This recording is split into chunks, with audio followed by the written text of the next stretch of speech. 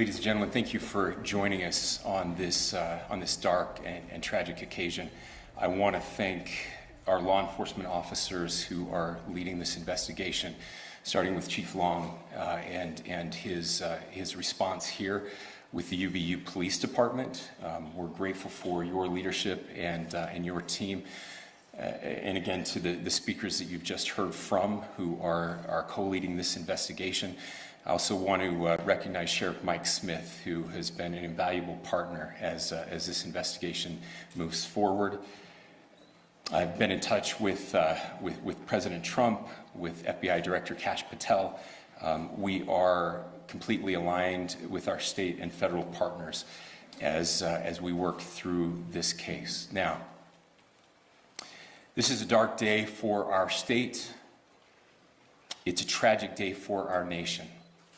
And I want to be very clear that this is a political assassination. We are celebrating 250 years of the founding of this great nation. That founding document, the Declaration of Independence, that this great experiment on which we embarked together 250 years ago, that we are endowed by our Creator with certain unalienable rights. The first one of those is life. And today, a life was taken. Charlie Kirk was first and foremost a husband and a dad to two young children.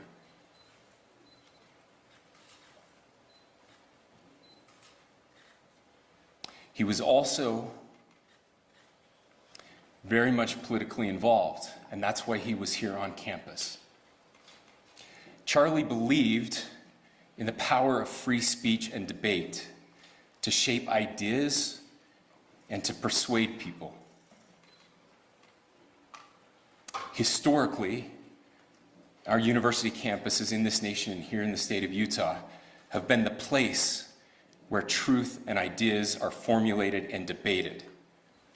And that's what he does. He comes on college campuses and he debates.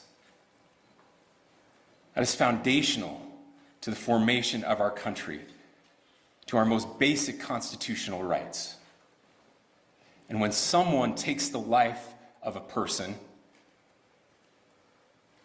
because of their ideas or their ideals, then that very constitutional foundation is threatened. Now, we have a person of interest in custody. The investigation is ongoing. But I want to make it crystal clear right now, to whoever did this, we will find you. We will try you. And we will hold you accountable to the furthest extent of the law. And I just want to remind people that we still have the death penalty here in the state of Utah.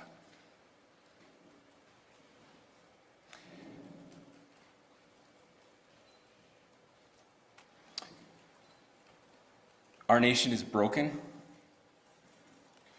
We've had political assassinations recently in Minnesota. We had an attempted assassination on the governor of Pennsylvania. And we had an attempted assassination on a presidential candidate and former president of the United States, and now current president of the United States. Nothing I say can unite us as a country. Nothing I can say right now can fix what is broken. Nothing I can say can bring back Charlie Kirk. Our hearts are broken. We mourn with his wife, his children, his family, his friends. We mourn as a nation. If anyone in the sound of my voice celebrated even a little bit at the news of this shooting, I would beg you to look in the mirror and to see if you can find a better angel in there somewhere. I don't care what his politics are. I care that he was an American. We desperately need our country. We desperately need leaders in our country, but more than the leaders, we just need every single person in this country to think about where we are and where we want to be. To ask ourselves, is this it? Is this what 250 years has wrought on us? I pray that that's not the case. I pray that those who hated what Charlie Kirk stood for will put down their social media and their pens and pray for his family, and that all of us will try to find a way to stop hating our fellow Americans. With that, we're happy to take a few questions. The FBI director is posting that Yeah. I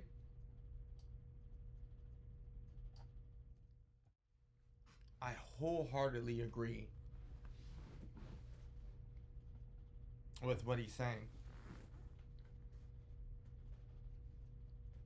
And I just had my wife just come up here and to console me, really. There's just no place for that in our democracy.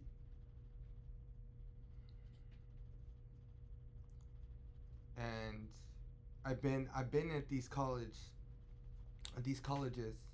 5 years at a particular school, and I was a political science major.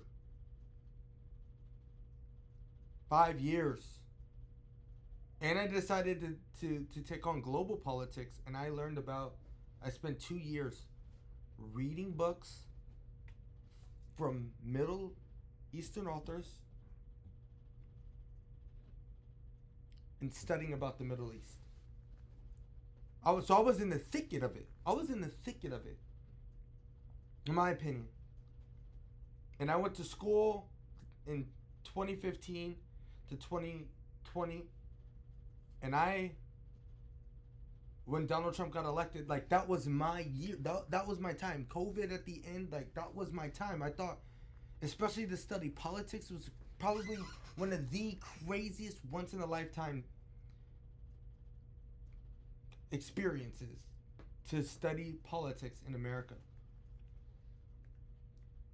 Which is partly why I want nothing to do with it. Because I remember our professors, what they would teach us to do as young people. And I just got to call it out. There's a bunch of people that are in our educational system at the collegiate level. So the barriers of entry are a little bit higher.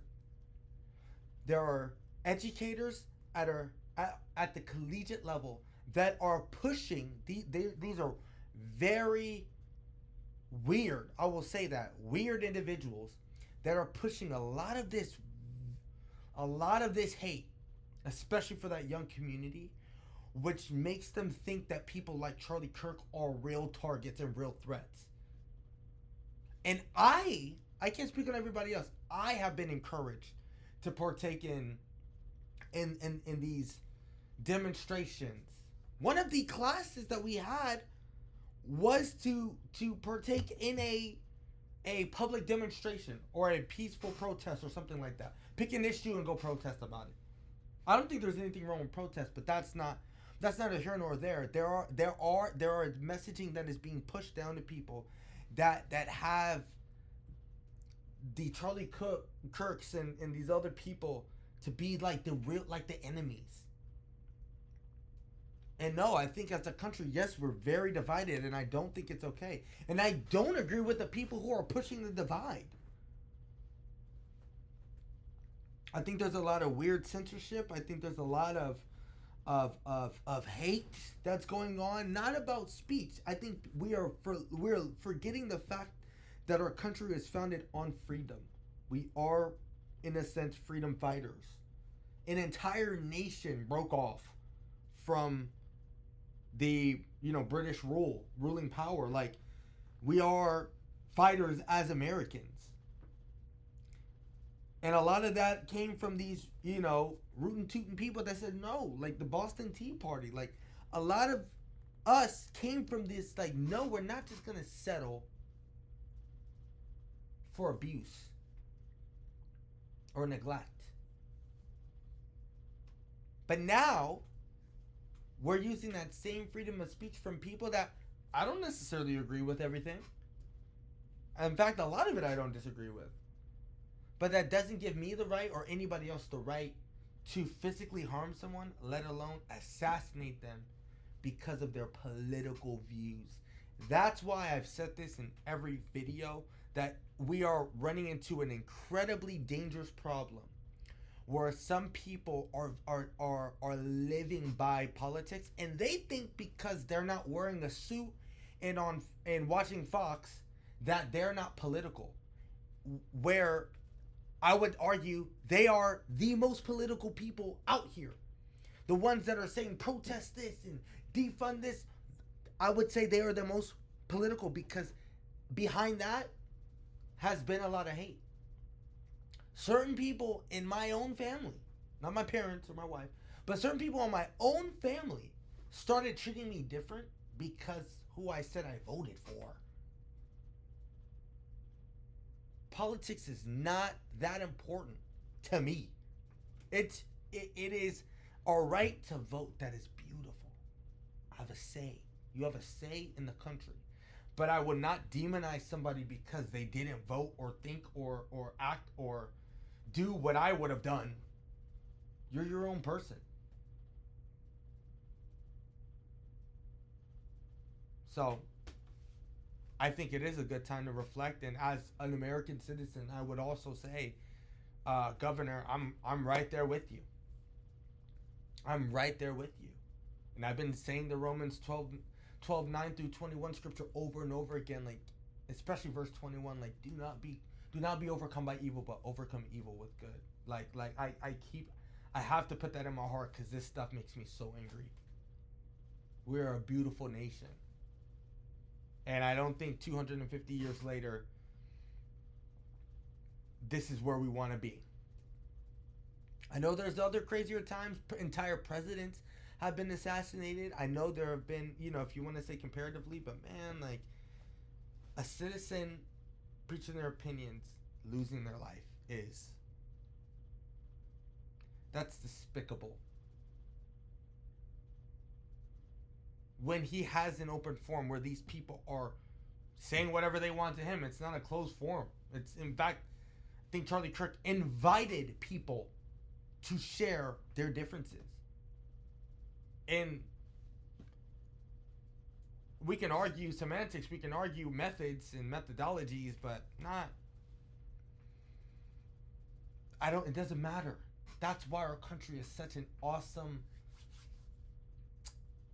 experiment, because we can allow people from everywhere to share, and we don't stifle them, which we've seen bits and pieces of this happening throughout the last couple of years, that there have been people who have been silenced. No, this isn't good, this isn't good, this isn't good, this isn't good.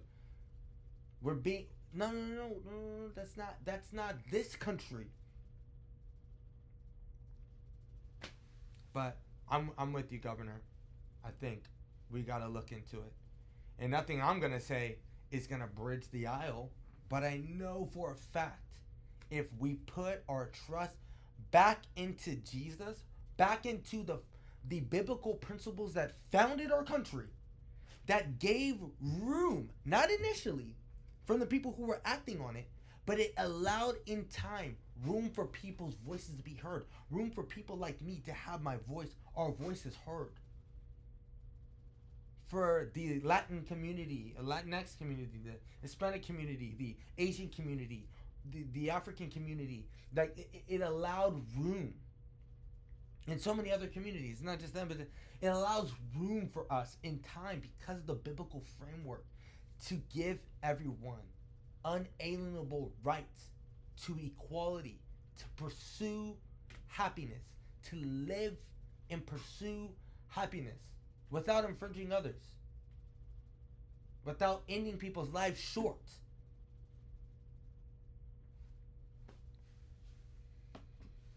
But I'm with you, Governor. I'm with you wholeheartedly. Jesus is the best. It's your boy MoFresh. If you haven't already, give a prayer for his family, Charlie Kirk's family. And I know some people. Lastly, I know a lot of people will say, "Well, why Charlie Kirk?" Somebody comes in on my Instagram and try to steal this and starts talking about the political things that are happening over with Israel and Gaza. And look, there's a lot of problems. But if somebody's family member dies, and then they are talking about that and they're sad about that, that's not the time to say, yeah, but what about all the problems that's happening in Africa? We're not talking about that right now. He was a public figure. He's made an impact on a lot of individuals, including myself. And we are just reacting to that. And I believe God, even the things that I don't say, or the people that you are expecting to say something about the things that you care about this passionately, I believe, and I want you to believe this with me, that the God, the creator of everything, the Alpha and Omega, the great I am, will see the injustices that don't get talked about. And it will be brought to light. It will not escape the Lord. And I'm sorry that this video isn't about that, but it is about what you guys, what you want in right now. But I'm telling you, the Lord will come through. And just like you could do in this country, express your voice and share it emphatically and share your opinion. And if you don't like the fact that nobody's talking about what you like, then go make a video. Go reach out to people, because you can. And maybe people won't agree with you, but it doesn't matter. Go do that, because that's what makes this country great. It's not our similarities that unite us. It's actually our differences. It's our shared pains. It's our shared passions. Not necessarily the things that make us think that we're alike. No, it's a lot deeper. It's a lot deeper that united us. That unite us today. And for the groups that do feel enfranchised and do feel like your voices aren't heard, I mean, I mourn, and I'm sorrowful. But forgive me if I cannot fully relate, or I'm out of touch, or people are out of touch, or if you felt like Charlie Kirk was out of touch with the pains or whatever you're going through, you're gonna run into a lot of those people, and that's fine.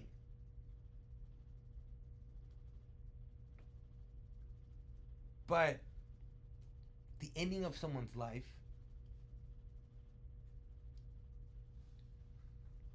there's just no room for that there's no room for that in our country.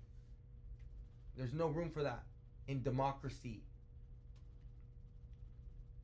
There's no room for it. So, yeah, it's just what a difficult day. What a difficult day this is gonna be. As always, share your opinions in the comments and everything. Yeah, very tough, very tough.